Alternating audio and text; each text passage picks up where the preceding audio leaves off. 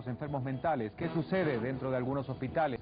¿Son adecuados los tratamientos psiquiátricos? ¿Qué dice la ley al respecto? ¿Qué se puede hacer para respetar los derechos humanos y los del paciente mental? ¿Cómo influye el aspecto económico en esta problemática? En el estudio Mario Cantú Gundlach, que es el presidente de la Asociación de Ayuda a Víctimas del Crimen Psiquiátrico, y también José Andrés Arriola, víctima del crimen psiquiátrico.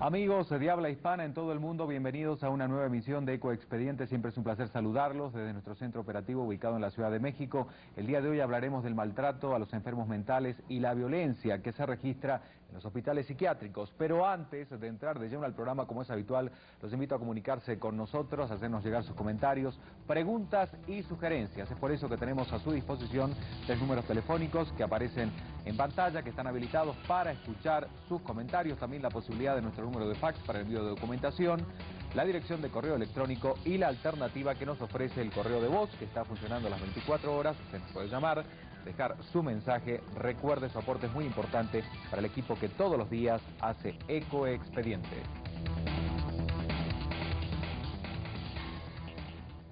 El estudio de las llamadas anomalías mentales tienen su origen en el siglo V a.C. Según los especialistas, este padecimiento no era otra cosa más que el resultado de fuertes trastornos emocionales.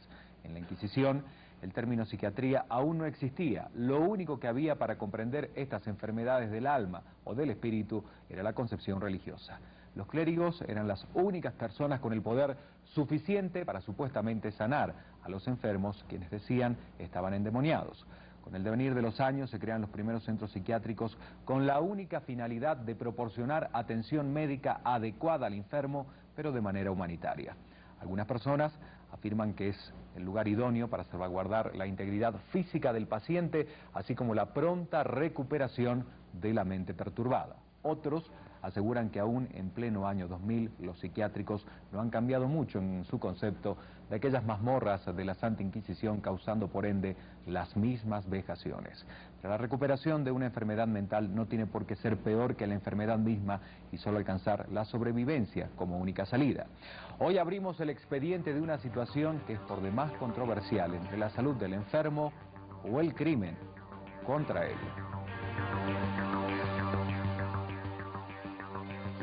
Es la personificación mitológica del alma. Es la conducta moral con la que se conducen los seres humanos.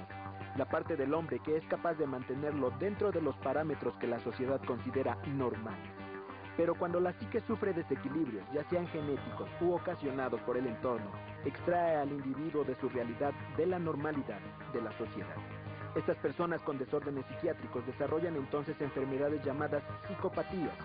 Desde el punto de vista de la psicología y la psiquiatría, se considera a las psicopatías como trastornos o enfermedades psíquicas que se exteriorizan en alteraciones del comportamiento y afectivas. Aquellos que sufren este tipo de desórdenes en su mente comienzan a hacerse daño a sí mismos y a las personas que los rodean. El amor o desamor que puedan sentir sus familiares hacia ellos no pueden afectarles mucho, pues están abstraídos de la realidad.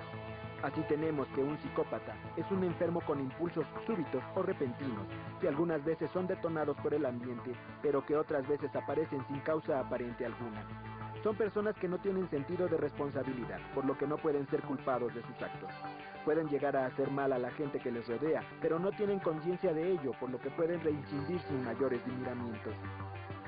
Este tipo de enfermedad impide a aquellos que la padecen experimentar sentimientos como afecto, miedo o culpa.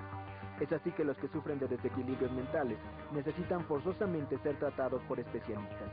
Su tratamiento no es sencillo y por siglos ha sido muy controvertido. El desconocimiento de este tipo de enfermedades de la mente provoca temor en los que lo rodean al enfermo. Los especialistas y sus tratamientos han evolucionado con el tiempo, pero los misterios de la mente humana aún son muchos para la ciencia.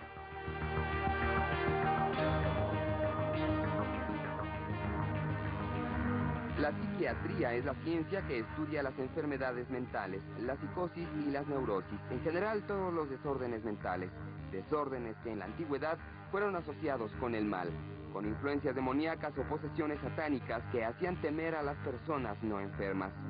Aquellas personas desequilibradas generalmente morían por su propia mano o por la de la sociedad que los juzgaba.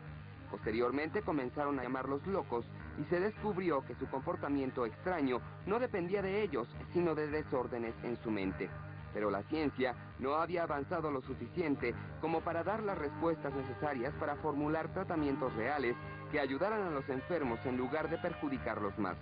Trepanaciones que buscaban un efecto físico visible en el cerebro, duchas de agua fría que intentaban apaciguar los nervios, aun cuando los nervios no estuvieran enfermos, en fin, diferentes tratamientos que generalmente no conseguían sino agravar el mal del paciente. La imposibilidad de curar a este tipo de personas no dejaba otra opción más que la reclusión junto con otros individuos que sufrieran de males similares. Nacen así los manicomios, denotación antigua de los centros de atención y tratamiento de enfermedades psíquicas. Además, eran los lugares donde se aislaban a los enfermos psíquicos peligrosos para la sociedad. Este tipo de establecimientos ahora dependen generalmente del gobierno y están conducidos por especialistas psiquiatras. Hoy son considerados hospitales psiquiátricos y su construcción e instalación apenas deben diferenciarse del resto de los nosocomios. También existen centros de atención privada para atender a los enfermos psíquicos, pero estos son los menos. Los hospitales psiquiátricos, a diferencia de los demás, no son instituciones de las cuales los enfermos puedan entrar y salir a voluntad. El régimen abierto que deben tener este tipo de nosocomios les permite acoger a todo tipo de enfermos, los peligrosos y los que no representan amenaza para la sociedad, pero que requieren de tratamiento. Los hospitales psiquiátricos, también llamados manicomios, siempre han tenido una imagen oscura y atemorizante.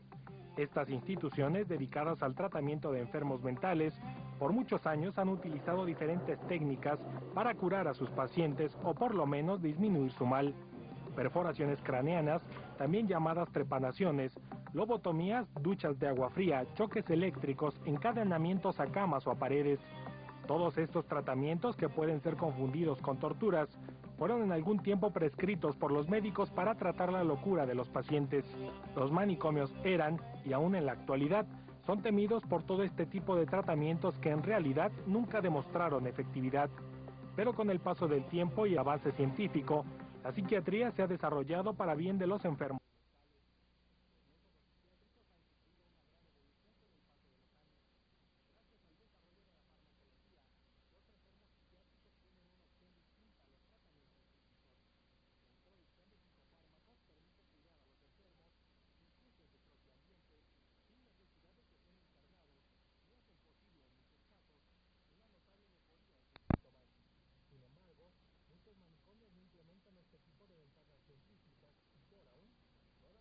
Mínimo a los enfermos que, imposibilitados mentalmente, no pueden exigir un mejor trato.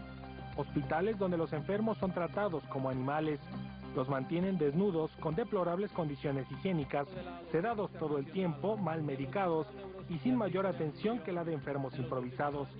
Pero también está la otra cara de la moneda: instituciones que mantienen un control adecuado de sus enfermos con atención especializada y que consiguen rehabilitar o hacer aptos a los pacientes para integrarse de nuevo a la sociedad. La realidad de los manicomios es un asunto poco conocido, pues las autoridades encargadas de ellos generalmente los mantienen en la sombra de la desinformación.